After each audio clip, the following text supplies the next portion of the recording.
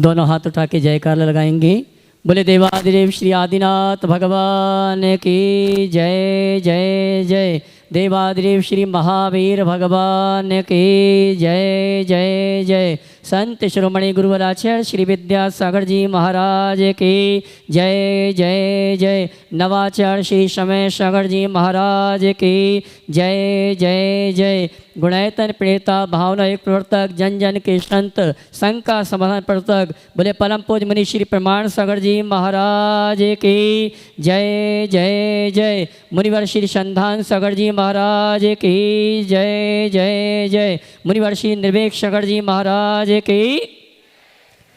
देवी अहिल्या की नगरी मालवा की शान इंदौर के आचार्य श्री विद्यासागर सभागार से हम और आप टीवी चैनल का बहुचर्चित विश्वविख्यात संघ का समाधान में अपनी शंकाओं का समाधान प्राप्त करें। उसके पूर्व पारस चैनल, जिनवाणी चैनल, आदिनाथ चैनल और प्रमाणिक ऐप के माध्यम से जिस कार्यक्रम को देख और सुन रहे हैं उन सभी का और यहाँ पर उपस्थित समस्त श्रावक श्राविकाओं का धर्म प्रभावना समिति के साथ साथ सकल दिगंबर जैन समाज इंदौर हार्दिक अभिनंदन स्वागत करती है।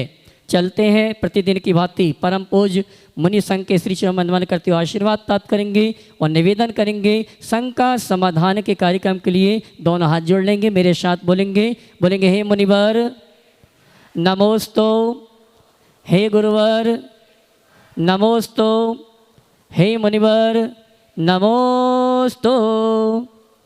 और आइए गुरुवर के आशीर्वाद से हम और आप संघ का समाधान के कार्यक्रम का शुभारंभ करें। उसके पहले प्रमाणिक पाठशाला के संक्षिप्त जानकारी देना चाहूँगा।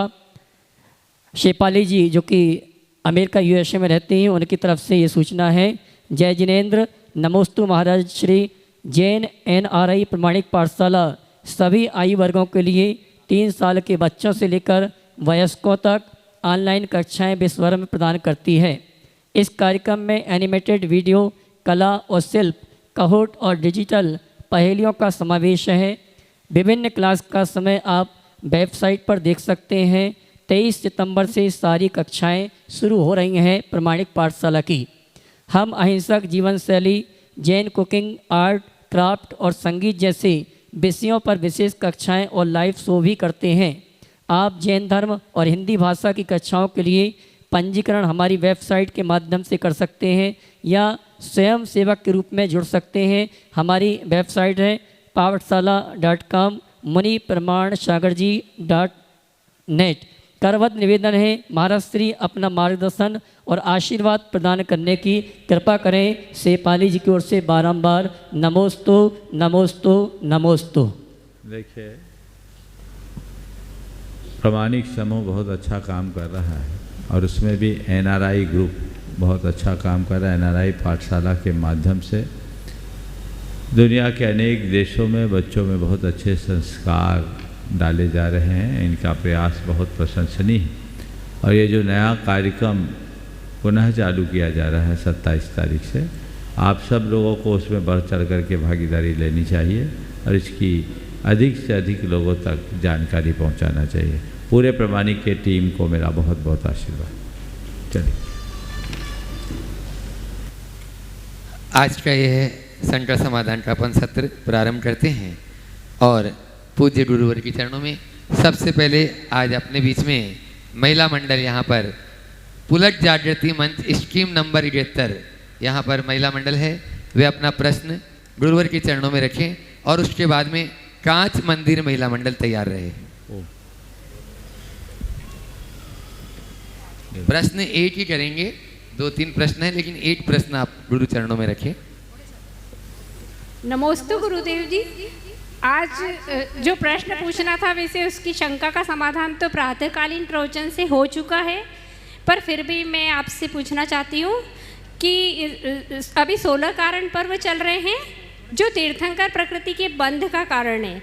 तो गुरुदेव तीर्थंकर प्रकृति का बंध सभी 16 कारण भावनाएं भाने से होता है या 1-2 भावना भाने से होता है? इसके अतिरिक्त जो मेरी विनय थी वो ये है कि आपकी नियमित प्रवचन श्रृंखला में आप प्रत्येक भावना के अंतर्गत एक दृष्टांत हम आपके श्रीमुख से सुनना चाहते हैं, जिससे हम अल्पज्ञों को ज्ञात हो कि किस प्रकार किन्हीं तीर्थंकर ने किस पर्याय में किस भावना को कितनी विशुद्धि पूर्वक भाया कि उन्हें उस प्रकृति का बंध हो गया। हमने ये दृष्टांत कभी नहीं सुने गुरुदेव। नमोस्तु गुरुदेव। बहुत अच्छा प्रस्ताव आपने रखा है, जरूर आगे के लिए इसके लिए देखूंगा। जहाँ तक सवाल है 16 कारण भावनाओं में कितनी भावनाओं को भाना जरूरी, इसमें दर्शन विशुद्धि जरूरी। अकेले दर्शन विशुद्धि हो जाए तो सब हो जाए, दर्शन विशुद्धि के अभाव में आपकी सारी भावनाएं हों कोई काम नहीं करेगी। तो दर्शन विशुद्धि अत्यंत आवश्यक। नमोस्तु गुरुदेव। नमोस्तु। कांच मंदिर, कांच महिला मंदिर, कांच महिला मंडल, हाँ, कांच मंदिर महिला मंडल इंदौर, और उसके बाद में तैयार रहेंगी श्रीमती अंजू जी जैन गुड़गांव, प्रमाणिक जो बुढ़ाईतन की ट्रस्टी भी हैं और प्रमाणिक पाठशाला के लिए बहुत ही अच्छा योगदान दे रही हैं। मेरे आराध्य गुरु को नमोस्तु, कांच मंदिर महिला मंडल की तरफ से नमोस्तु नमोस्तु नमोस्तु। छुल्लक महाराज जी को इच्छामी इच्छामी इच्छामी।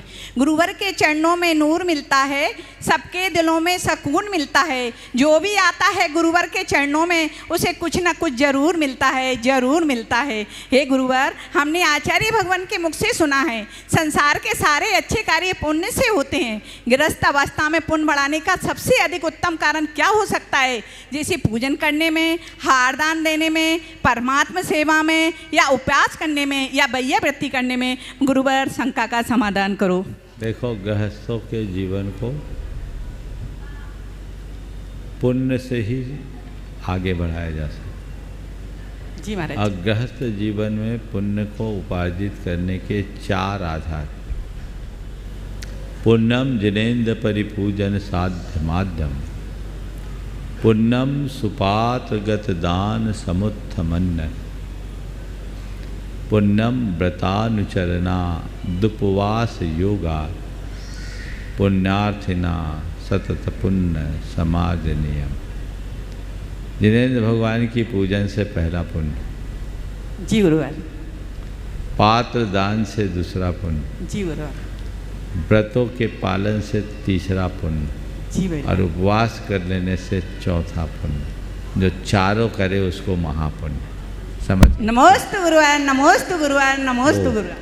श्रीमती अंजू जी जैन गुड़गांव, ट्रस्टी गुणाईतन, और उसके बाद में तैयार रहेंगे हंस कुमार जी जैन, ट्रस्टी हैं गुणाईतन के। नमोस्तु। एक सेकंड गुरुवर, मेरी एक नमोस्तु। हो गया, एक सवाल के लिए बोला सर। बस गुरुदेव, एक निवेदन था।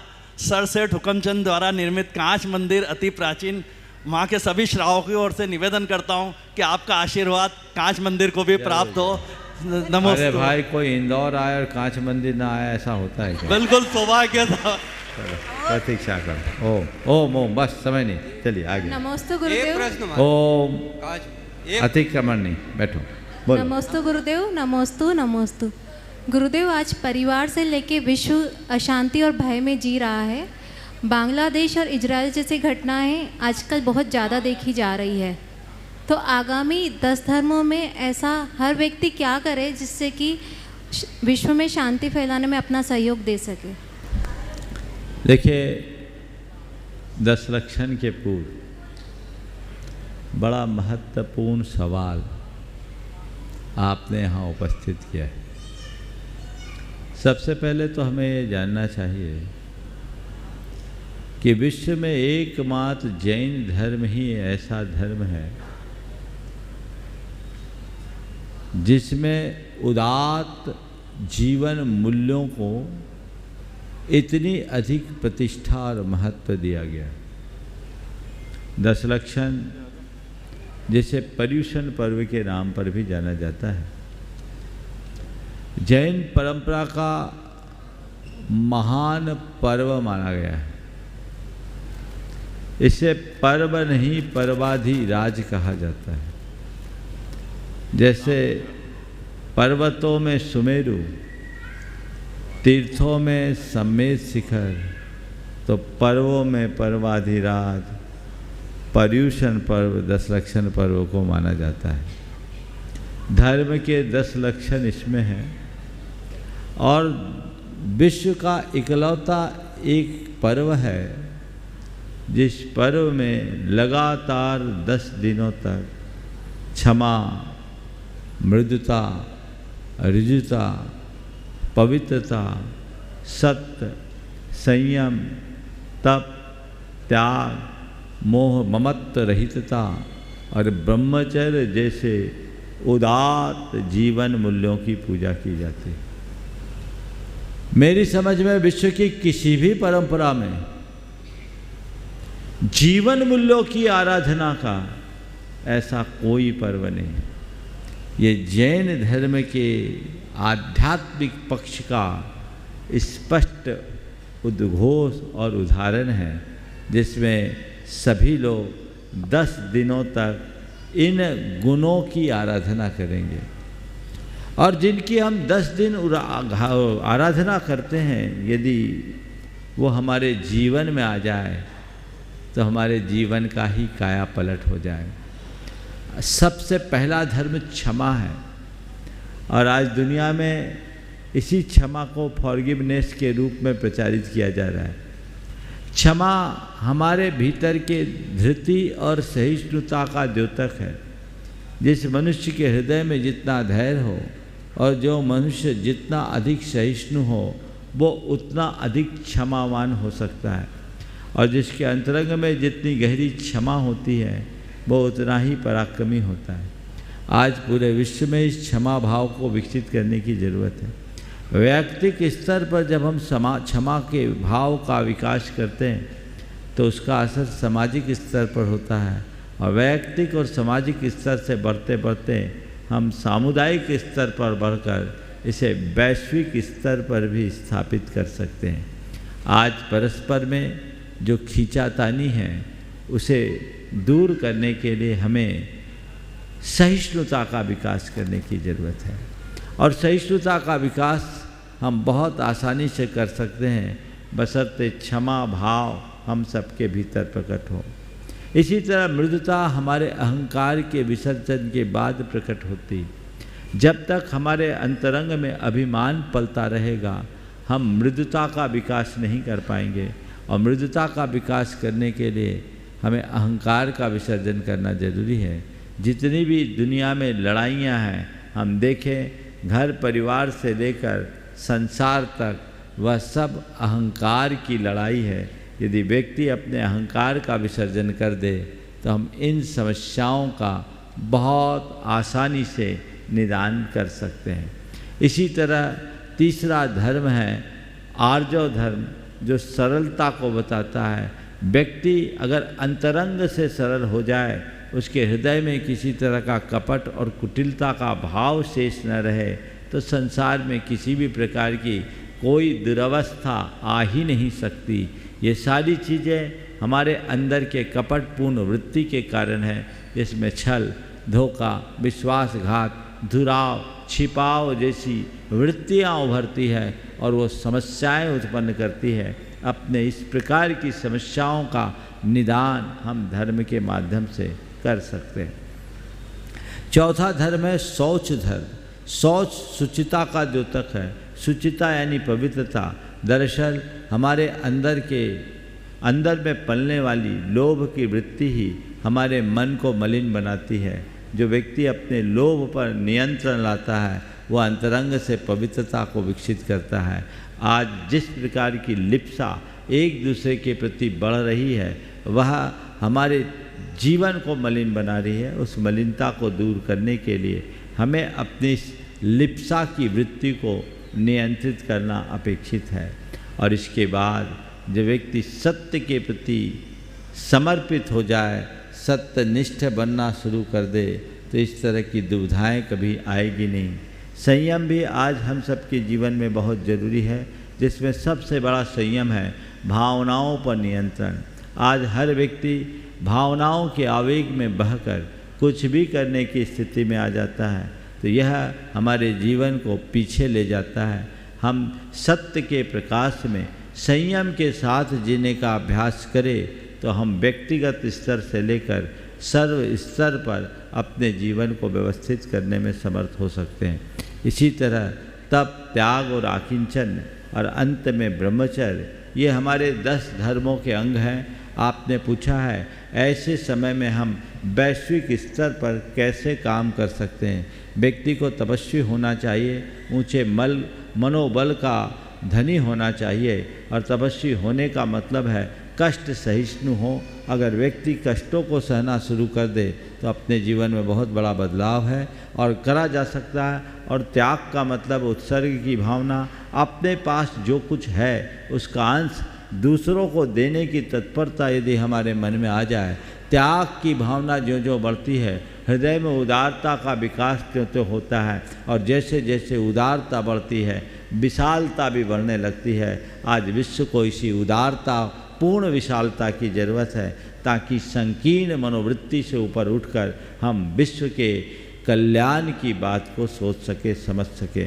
और इसके बाद है आकिंचन, यानी ममत्व का अभाव, स्वामित्व के भाव का अभाव। अगर व्यक्ति अपने अंदर इस तरह के ममत्व और स्वामित्व की बुद्धि से अपने आप को बाहर निकालता है तो किसी प्रकार की खींचातानी रहेगी नहीं, और उसके बाद जो शेष बचेगा वो ब्रह्म है, यानी अपने स्वभाव में रमन। पूरे विश्व को आज स्वभाव में रमने की ज़रूरत है, विभाव में रम रहा है, इसलिए ये विसंगतियाँ खड़ी हो रही है। जब विश्व स्वभाव में रमेगा तो सब चीज़ें अपने आप आना शुरू हो जाएगी। आज हम यही चाहेंगे कि विश्व में इस तरह की भावनाओं का प्रसार हो, हम इसे व्यापक तरीके से बताएं कि इन भावनाओं को व्यक्ति के स्तर पर आत्मसात करने की प्रेरणा दी जाए। वैश्विक स्तर पर इसके अलग अलग प्रशिक्षण के कार्यक्रम संचालित किए जाए, आयोजित किए जाए, ताकि लोगों के हृदय में एक आध्यात्मिक दृष्टिकोण प्रकट हो और वे अन्य बातों को गौण करके इन जीवन मूल्यों को प्राथमिकता दे। तो मैं समझता हूँ इन सारी समस्याओं का व्यापक निदान हो सकता है। हम सबको चाहिए कि इस पर्यूषण पर्व को केवल अपने पूजन पाठ तक सीमित करने की जगह इसे व्यापक स्तर पर प्रचार प्रसार करें और इसे अपने जीवन के परिवर्तन का एक आध्यात्मिक माध्यम के रूप में प्रचारित करें, तो बहुत बड़ा बदलाव घटित हो सकता है। नमस्ते गुरुदेव। अपने बीच में सेल के पूर्व डायरेक्टर हंस रजनी जी जैन नोएडा से, जो नोएडा में रहकर भी वृत्ति जीवन जी रहे हैं, और उनके साथ में अमिता जी जैन जो पहले एसटी जैन साहब थे वो भी गुणायतन में रहे। जोरदार तालियों से उनका स्वागत अभिनंदन करते। गुरुवर के आशीर्वाद से वहाँ पर वृत्ति प्रतिमाधारी रहकर अपना जीवन यापन कर रहे हैं। अपना प्रश्न करें और उसके बाद में तैयार रहेंगे। गुणायतन के शिरोमणि संरक्षक दिनेश जी रेखा जी डंडवाल, मुंबई। नमोस्तु महर्षि। महर्षि, मेरा प्रश्न है कि गृहस्थों के लिए समता भाव रखने के लिए क्या गम खाना आवश्यक है? गम खाना आवश्यक है? गम की कम गम खाना रिश्तों के लिए, गृहस्थों के लिए, गृहस्थों के लिए फिर से बोलो। गृहस्थों के लिए समता भाव रखने के लिए क्या गम खाना आवश्यक है, या यह केवल प्रारंभिक भूमिका में ऐसा होता है? देखो, कम खाना भी आवश्यक है, गम खाना भी आवश्यक है, और नम जाना भी आवश्यक। समझ गए? जीवन का मजा लेना है तो कम खाओ, गम खाओ और नम जाओ। ज़्यादा भोजन शरीर पर भार बनता है, समझ गए? इसलिए कम खाने में अपने को संतोष रखना चाहिए, और उसका असर हमारे शारीरिक मानसिक दोनों स्थितियों पर पड़ता है। आप स्वयं अनुभव करके देख सकते हैं। कम खाना मतलब ठूस ठूस कर नहीं खाना। मूलाचार में लिखा है मुनियों को कि अपने भोजन को अगर लेते समय क्या प्रमाण रखो। एक हिस्सा ठोस पदार्थ से भरो, 2 हिस्सा तरल पदार्थ खासकर पानी से भरो, और 1 हिस्सा खाली रखो, उसे हवा से भरो। पेट के 4 हिस्से रखो, 1 भाग में ठोस पदार्थ, 2 भाग में तरल या जल, और 4था भाग खाली रखो। तो ये कम खाने का प्रमाण है। एकदम कम खाने में तो उठ के खड़े ही नहीं हो पाओगे, पर इतना ज़्यादा खाओगे तो भी उठ के खड़े नहीं हो पाओगे। तो उतना ही खाओ जिसमें दौड़ सको, चल सको। तो कम खाना, गम खाना और नम जाना। नमोस्तु महर्षि, नमोस्तु महर्षि। दिनेश जी, रेखा जी गंगवाल जी गुणायतन के शिरोमणि संरक्षक है, और उनके साथ में हैं रेणु संदीप जी बढ़ियाता मुंबई और आबा कमल जी काला मुंबई।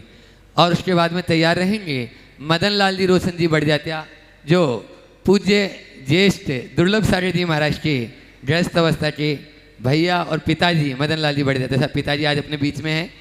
धर्म प्रभावना समिति वहाँ पर जाकर उनका सम्मान भी करेंगे। नमोस्तु महाराज, नमोस्तु नमोस्तु नमोस्तु। महाराज, दुनिया में किसी का कोई नहीं है। बेटा बहू की अमानत है शादी के बाद, बेटी दामाद की अमानत है शादी के बाद, और शरीर शमशान की अमानत है। तो महाराज, माता पिता फिर किसकी जिम्मेवारी या किसकी अमानत हुई या किसका दायित्व हुआ?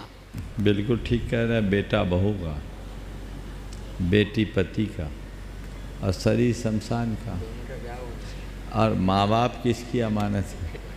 समझ लो, वो कहीं के नहीं बचे आजकल। मैं एक बात कहना चाहता हूँ,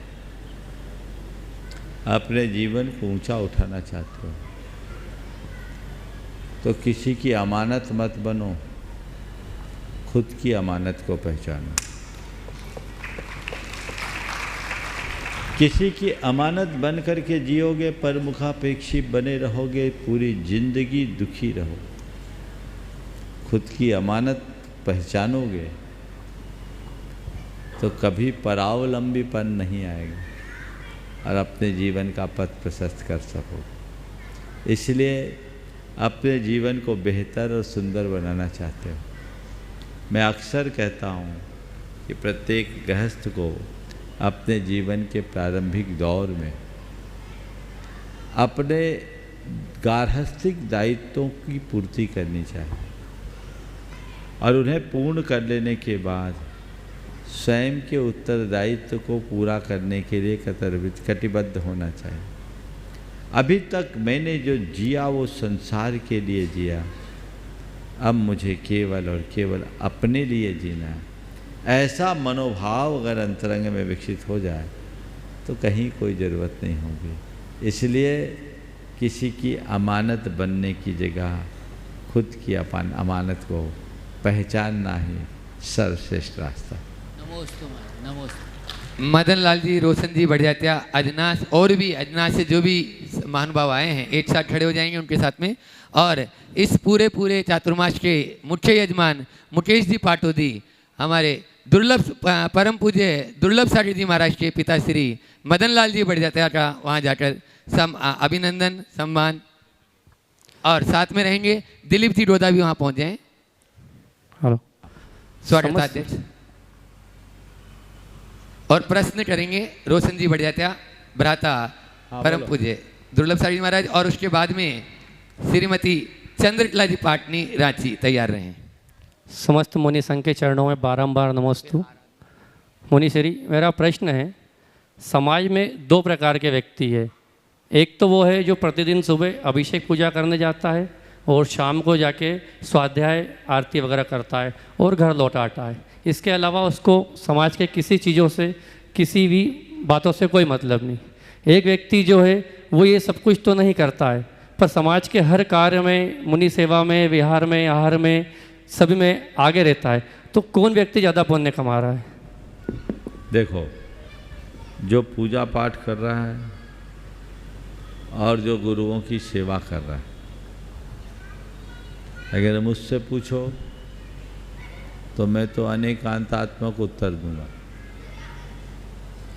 दोनों पुण्य कमा भी सकते हैं और दोनों पुण्य से वंचित भी रह सकते हैं। महाराज, ये कैसे होगा? हाँ, पूजा पाठ को केवल एक रूटीन बनाकर करे और ऊपरी मन से करे तो वो पुण्य से वंचित होगा। उसकी क्रिया मात्र क्रिया रह जाएगी, पुण्य नहीं। और इसी तरह सामाजिक कार्य या साधु संतों की सेवा को वो अगर अहंकार से प्रेरित होकर करेगा तो पुण्य के स्थान पर पाप अर्जित करेगा। इसलिए मैं सलाह दूंगा कि कोई भी गृहस्थ लोग जो भी कार्य करे डूब कर करे, मन से करे। और जब मन से करेगा तब उसका सुपरिणाम आएगा। इसलिए मन से करने की कोशिश करनी चाहिए। हम यदि पूजा पाठ की क्रियाएं करते हैं तो उसमें अंतर मन को जोड़े, भाव से करें, ये महान पुण्य का कारण बनेगा। और सामाजिक कार्य या गुरुओं की सेवा करते हैं तो उसे अपनी पूजा मान करके करे, दोहरा पुण्य लाभ होगा। भाव विशुद्धि के अभाव में पुण्योपार्जन नहीं होता। मस्त भगवान।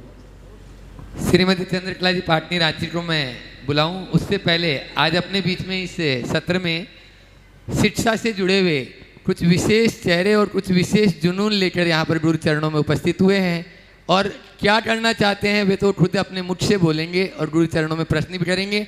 डॉक्टर अनुपम जी Jain, doctor Pankaj ji Shastri, Shri Anil ji CA, professor Neeraj ji, Shrimati Sangeeta जी विनायका, श्रीमती डॉक्टर शिका जी और उनके सभी साथीगण, जोरदार तालियों से उन सभी का स्वागत अभिनंदन करें। डॉक्टर अनुपम जी अपनी बात भी रखें और पूज्य महाराज श्री चरणों में प्रश्न भी करें। नमोस्तु महाराज जी। आप सब लोगों को ये विदित है कि 5 सितंबर का दिवस शिक्षा जगत के लिए बहुत महत्वपूर्ण है। 5 सितंबर को संपूर्ण देश शिक्षक दिवस मनाता है। इंदौर के विद्यालयीन, महाविद्यालयीन, विश्वविद्यालयीन शिक्षक एवं शिक्षकगण धर्म प्रभावना समिति के साथ जुड़ करके 5 सितंबर को पूज्य गुरुवर आपका मार्गदर्शन प्राप्त करने के इच्छुक है। वर्तमान परिदृश्य में शिक्षा की भूमिका और राष्ट्रीय शिक्षा नीति के क्रियान्वयन में कौन से सार्थक कदम उठाए जाएं जिससे धर्म और समाज और राष्ट्र का लाभ हो, इस संदर्भ में चर्चा और आपकी मार्गदर्शन के लिए हम सब शिक्षकगण यहाँ उपस्थित होना चाहते हैं। इसी दिवस पर हम भारतीय ज्ञान परंपरा के संदर्भ में भी आपका मार्गदर्शन प्राप्त करेंगे पूज्य गुरुवर। बहुत अच्छा प्रस्ताव है। अगर सभी शिक्षकगण एक साथ एकत्रित होकर इन विषयों पर चर्चा करने आते हैं तो मैं समझता हूँ ये कदम स्वागत योग्य है। और मैं धर्म प्रभावना समिति से कहूँगा इस कार्यक्रम को इन लोगों से विचार विमर्श करके अच्छे तरीके से आयोजित करें और 5 तारीख के शंका समाधान के कार्यक्रम को विशेष रूप से यहाँ पर आयोजित किया जाए। आपका प्रस्ताव बहुत अच्छा है क्योंकि शिक्षक हमारे पूरे समाज के निर्माता हैं। वर्तमान में शिक्षा के क्षेत्र में अनेक प्रकार की चुनौतियाँ और विसंगतियाँ भी आई हैं, तो उन सब के निवारण के लिए और उन सब पर व्यापक विचार विमर्श आवश्यक और अपेक्षित है। आपने जो भी बिंदु रखा है जरूर उन सब पर प्रकाश डालेंगे। आप आइए, आप सबका स्वागत है।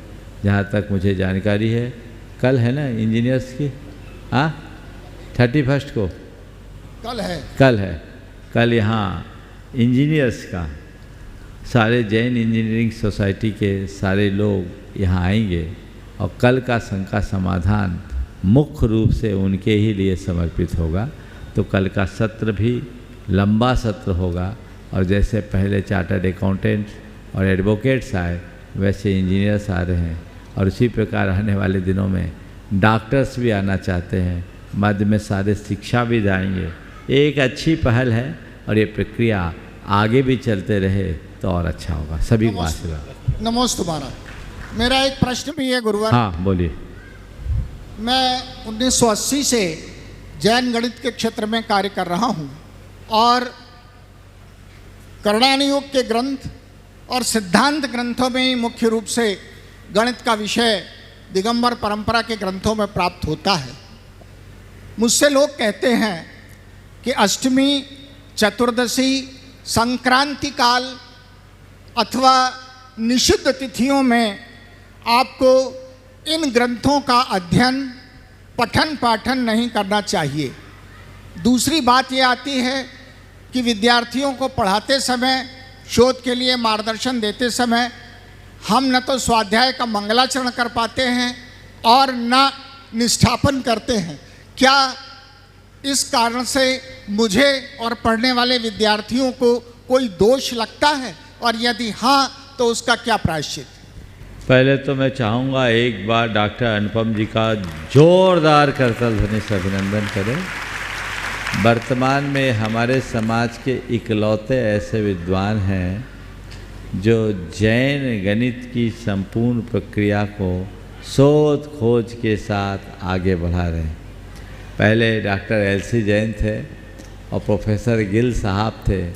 उन्होंने जैन गणित पर अपने शोध के कार्य की शुरुआत की और वैश्विक पटल पर इस बात को स्थापित किया कि जैन धर्म में जो गणितीय प्रक्रियाएं हैं वो भारत की बड़ी प्राचीनतम विरासत है, और दशमलव प्रणाली के प्रणेता जनक तो महावीराचार्य वही हुए ना।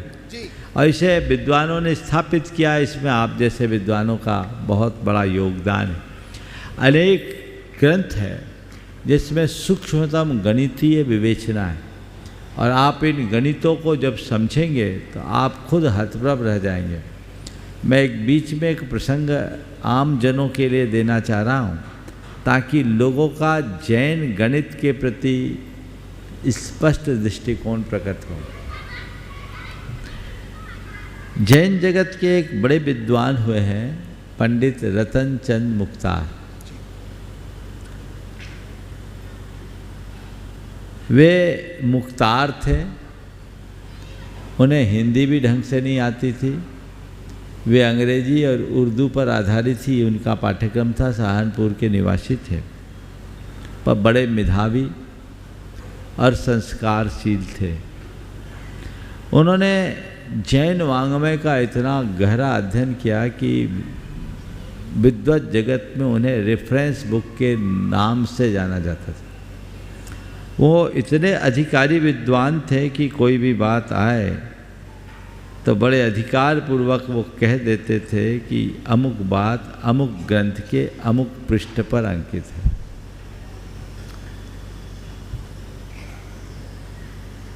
उनके एक शिष्य थे अनिल गुप्ता।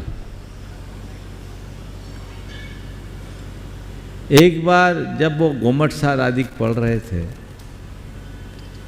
तो देखा इसमें गणितीय विवेचना है। तो अनिल गुप्ता ने कहा ये गणित में क्या रखा, आज तो इतने एडवांस सब कुछ हो गया, आप इस गणित में कहाँ उलझे। तो उन्होंने कहा ये पारमार्थिक गणित है। अरे पारमार्थिक गणित में क्या रखा है। पंडित जी साहब को अच्छा नहीं लगा। उन्होंने कहा देखो तुम्हारी बात का उत्तर मैं बाद में दूंगा, पर मैं तुम्हें एक सवाल देता हूं, इसका उत्तर तुम दो।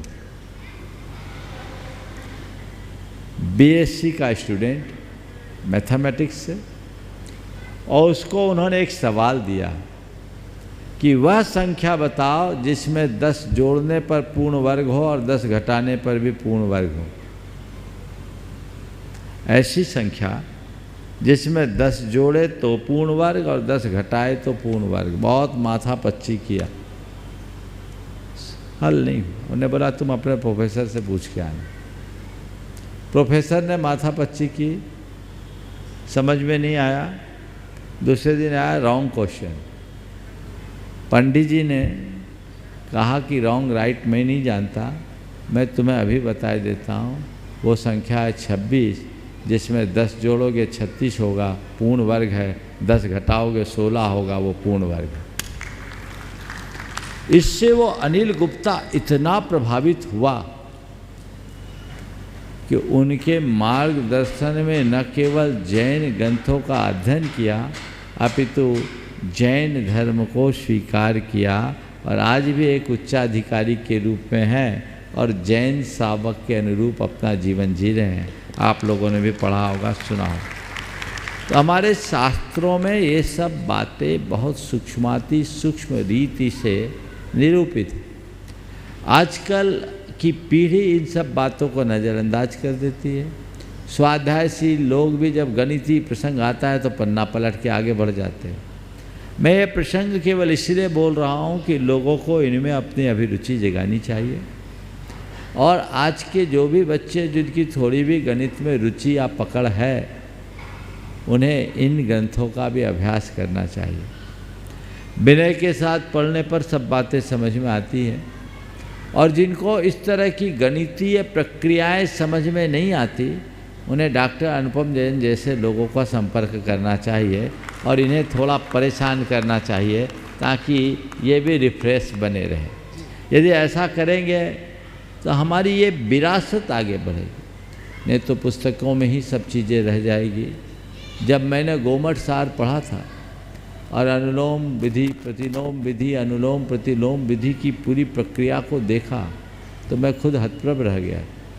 कितनी सूक्ष्म विवेचनाएं और अलग अलग अलग चीज़ें जो दी है, बहुत सूक्ष्माति सूक्ष्म है।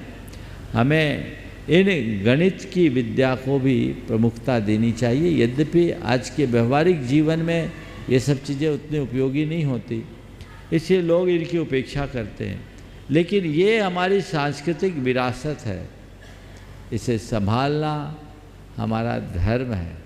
रुचिपूर्वक सबको गणितीय शास्त्र का भी अध्ययन करना चाहिए।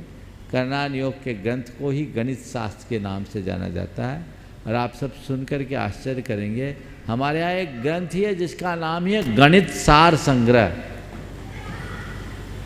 खूब गणित का विमोचन और इतना व्यवस्थित कैलकुलेशन, जो पढ़े समझे सब चीज़ों को बहुत आसानी से समझ सकता है। तो ये तो बात हुई आप सबके लिए एक प्रेरणा के रूप में कि आप ग्रंथों का अध्ययन करने में अपनी रुचि बढ़ाएं और गणितीय प्रणाली को भी ठीक तरीके से समझने की कोशिश करें। बहुत सारे रिसर्चेज भी हुए हैं, अनुपम जी के मार्गदर्शन में भी हुए, उन्होंने खुद भी पीएचडी इसी विषय पर किया है, इससे लोग लाभ ले रहे हैं, आप लोगों को भी लेना चाहिए। अब रहा सवाल अष्टमी, चतुर्दशी और निषिद्ध तिथियों में सिद्धांत ग्रंथों के अध्ययन का। शास्त्रों के अनुसार तो ये नहीं होना चाहिए और इनके फल भी बताए हैं। अष्टमी में किया गया अध्ययन गुरु शिष्य के वियोग का कारण बनता है। अब सिद्धांत ग्रंथों का अध्ययन बिल्कुल ना करें। अब क्या करें, हमें तो बहुत कुछ करना पड़ता है। तो हमारे यहाँ सिद्धांत ग्रंथ का अर्थ क्या दिया ये समझना चाहिए। सिद्धांत ग्रंथ यानी सूत्र ग्रंथ, सूत्र ग्रंथ यानी जिसका सीधे द्वादशांग से संबंध। उसमें आचार्य वीर नंदी ने आचार्य सार में लिखा है, सिद्धांत आराधना सिद्धांत वाचनेनेव काल शुद्धिर मता श्रुते पुराण आराधना सार पंच संग्रहादिशु न। उसके अनुसार पुराण, आराधना ग्रंथ, पुराण ग्रंथ और पंच संग्रह आदि ग्रंथ, गोमट सार का अपर नाम पंच संग्रह है। तो ऐसे ग्रंथों को काल शुद्धि की सीमा से बाहर रखा है। यद्यपि मैं खुद गोमट सार का अष्टमी, चतुर्दशी और निषिद्ध तिथियों में स्वाध्याय नहीं करता, लेकिन सिद्धांत ग्रंथ में मूलतः सठखंडागम, कसाय प्राभृत जैसे ग्रंथ हैं, उनको देखना चाहिए। जहाँ तक मंगलाचरण का सवाल है, व्याख्यान के क्रम में मंगलाचरण करने में व्यवहारिक कठिनाई आपको आ सकती है, पर ओम नमः करके आप अपनी शुरुआत कर सकते हैं। ओम नमः सिद्धेभ्य कह करके अपनी शुरुआत कर सकते हैं, और द्रव्य नहीं तो भाव नमन करके अपनी शुरुआत कर सकते हैं।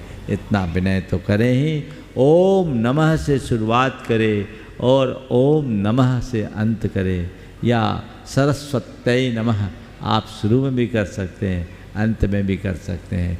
ये भी आपकी जिनवानी की वंदना होगी।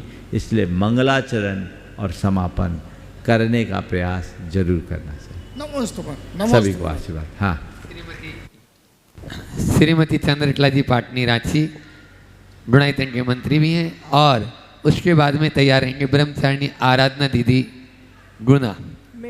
मेरी तरफ से जगत के सब जीवों की तरफ से मुनिराजों के चरणों में नमोस्तु, छुल्लक जी महाराज के चरणों में इच्छामि। महाराज श्री, इंसान का बोलना भी बड़ी बात नहीं है और चुप रहना भी बड़ी बात नहीं है। इंसान को कब बोलना चाहिए और कब चुप रहना चाहिए, ये विवेक लगाना बड़ी बात है। तो इस विवेक को कैसे जागृत करें? बहुत अच्छी बात कही। बोलना बड़ी बात नहीं, चुप रहना बड़ी बात नहीं है। बड़ी बात है कब बोलना और कब चुप रहना, इसका विवेक जगाना।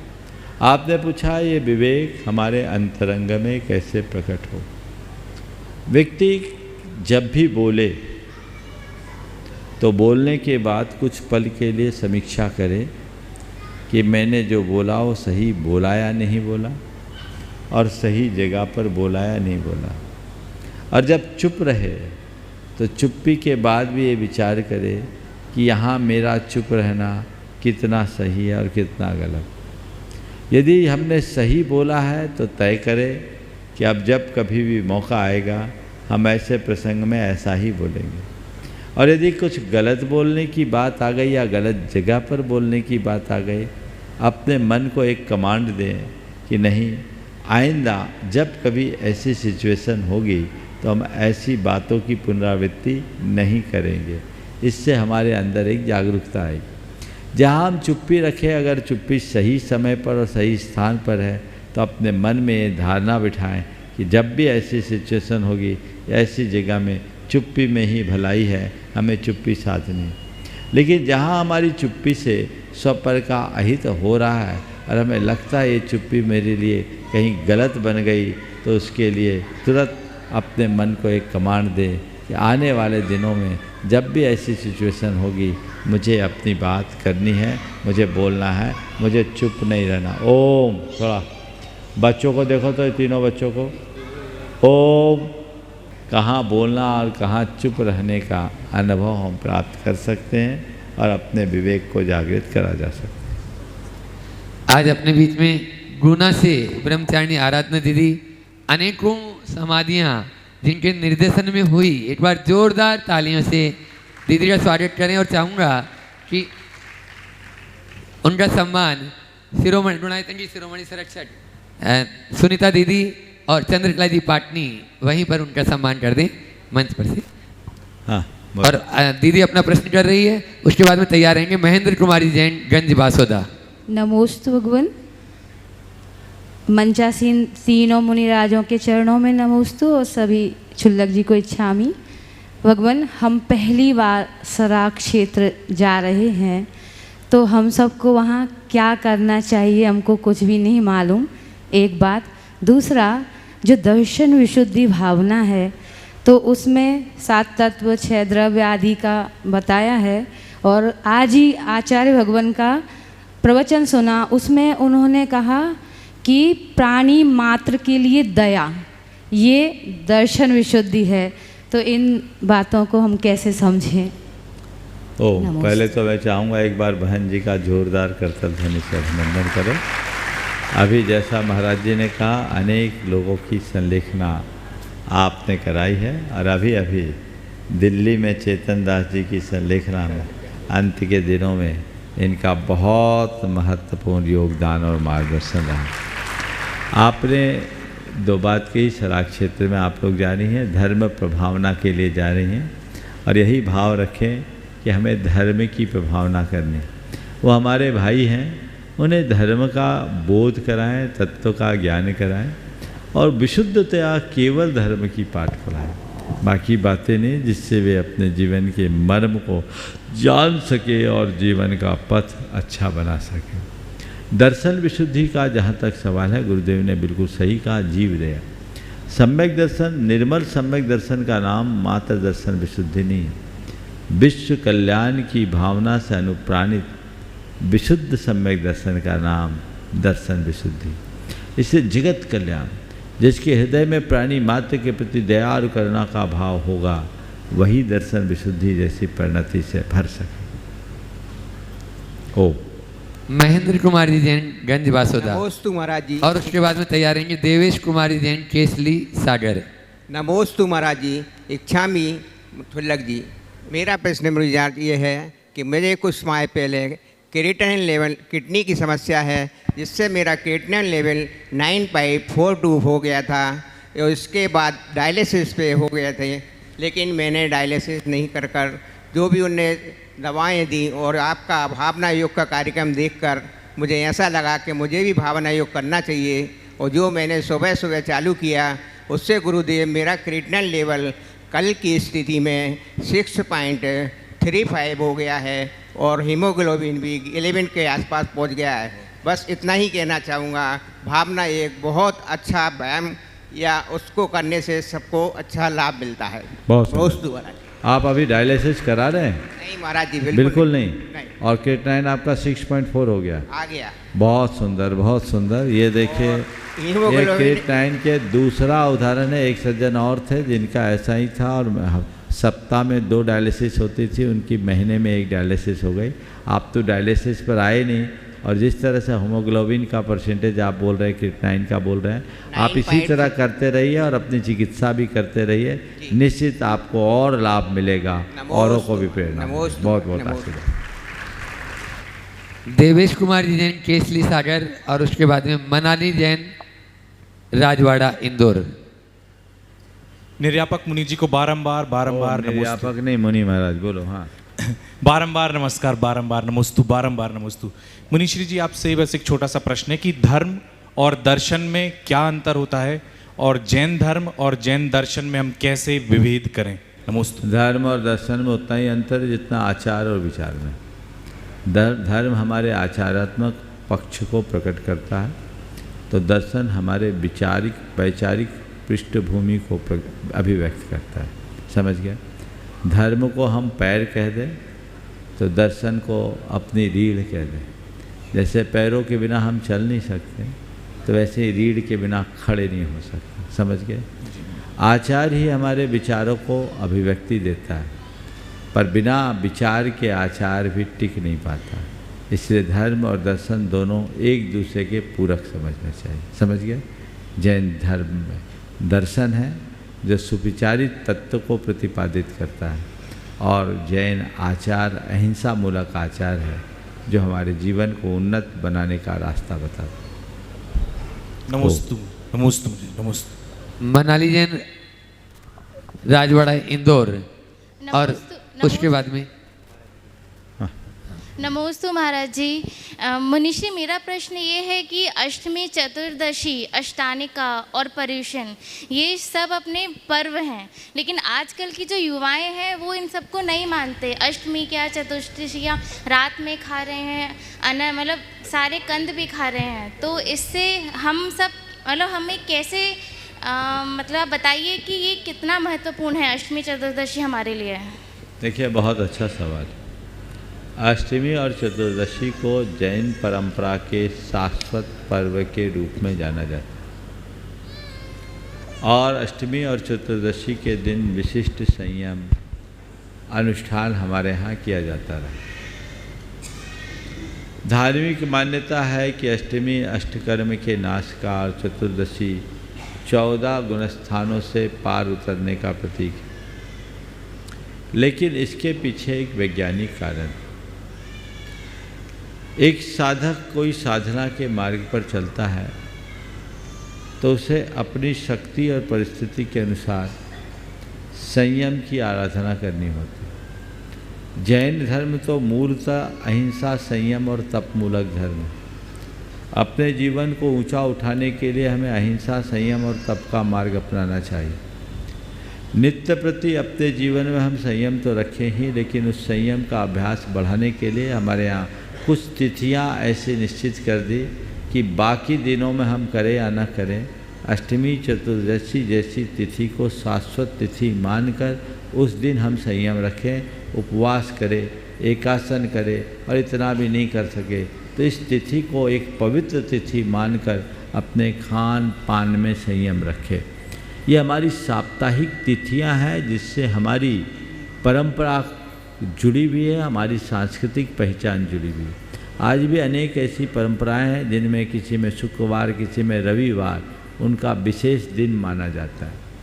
लेकिन जैन धर्म में अष्टमी और चतुर्दशी को जो विशेष तिथि के रूप में मान्य किया गया, इसके पीछे एक बड़ा वैज्ञानिक आधार देखने को मिला। मैंने एक शोध लेख पढ़ा था, उस लेख में एक बड़ी गहरी बात लिखी थी। वो शोध मुख्यतः अमेरिका में रहने वाले लोगों के ऊपर किया गया था। अमेरिका चूँकि एक शीत कटिबंधीय देश है और वहाँ सर्दी के शिकार लोग ज़्यादा होते हैं, तो वहाँ उसके ऊपर एक शोध किया गया और उस पर आधारित लेख मेरे पढ़ने में आया। उन्होंने लिखा कि जैसे धरती पर 2/3 जल भाग है और 1/3 ठोस भाग, वैसे ही हमारे शरीर में 2/3 जल तत्व और 1/3 ठोस तत्व रहता है। जैसे चंद्रमा की कलाओं से समुद्र का जल स्तर घटता बढ़ता है, वैसे ही चंद्रमा के प्रभाव से हमारे शरीर का जल स्तर भी घटता बढ़ता है। चंद्रमा हमारे मन को प्रभावित करता है और मन से हमारे शरीर के जल तत्व में वृद्धि हानि होती। उन्होंने एक डायग्राम बनाया था। उस डायग्राम के अनुसार अष्टमी, चतुर्दशी, पंचमी, एकादशी और 15 इन तिथियों में जल तत्व को पूर्ण उफान पर बताया था और उसमें लिखा कि इन दिनों हमारे शरीर में जल तत्व की विशेष वृद्धि होती है और यदि इन दिनों हम उपवास करें तो हम सर्दी के शिकार कम होंगे। उसमें उन्होंने विशेष टिप्पणी लिखी कि इसीलिए भारतीय परंपरा में, खासकर जैन परंपरा में, इन दिनों उपवास का विधान किया गया। उपवास नहीं तो एकासन, एकासन भी करे तो हरि न ले, ताकि शरीर में कम से कम जल तत्व आए और उससे हमारे शरीर का हरासमेंट कम से कमतर हो। समझ गए? तो इसको हम इस अर्थ में लेते हैं कि अन्य तिथियों में उपवास करने की अपेक्षा यदि अष्टमी और चतुर्दशी को हम चुनते हैं तो उससे हमें गर्मी कम बढ़ेगी, क्योंकि नैसर्गिक रूप से शरीर में पानी का उफान ज़्यादा है। तो ये हमारा एक अभ्यास है और ये अभ्यास सबको करते रहना चाहिए। इसी अभ्यास और सत्प्रयास से हम अपना पथ प्रशस्त कर सकें। नमोस्तु महर्षि, नमोस्तु महर्षि। पहले लेंगे पंडित अनेकानंद शास्त्री और उसके बाद में चुल्लक महाराज जी।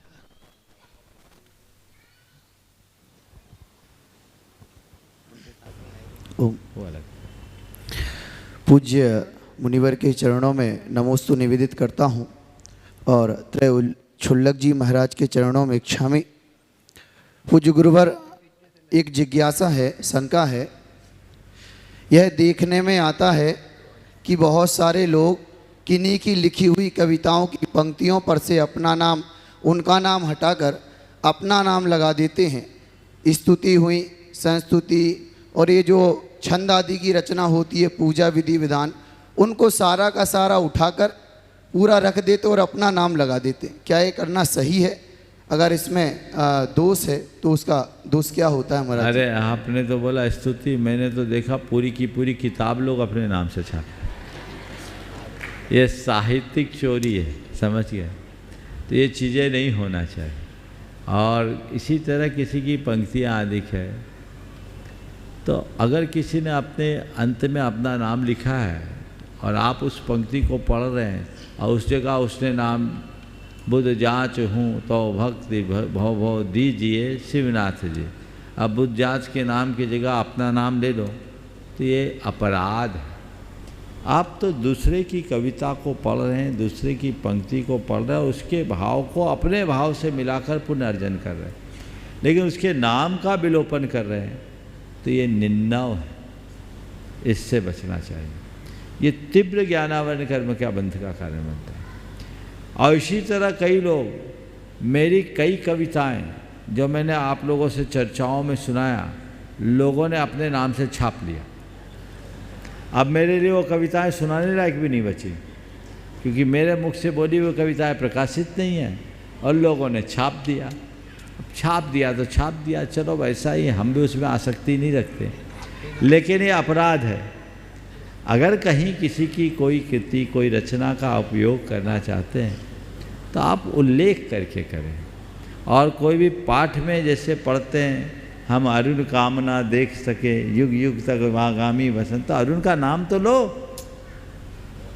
अब उसकी जगह आप अपना नाम कर लो। कई लोग बोलते हैं भक्त भावना, क्यों परिवर्तन? मूल नाम में परिवर्तन एक प्रकार का अपराध है, ये निंदा है, तीव्र ज्ञानावरण कर्म के बंध का कारण है। बोलिए परम पूज्य आचार्य गुरुवर श्री विद्यासागर महाराज। जय जय जय।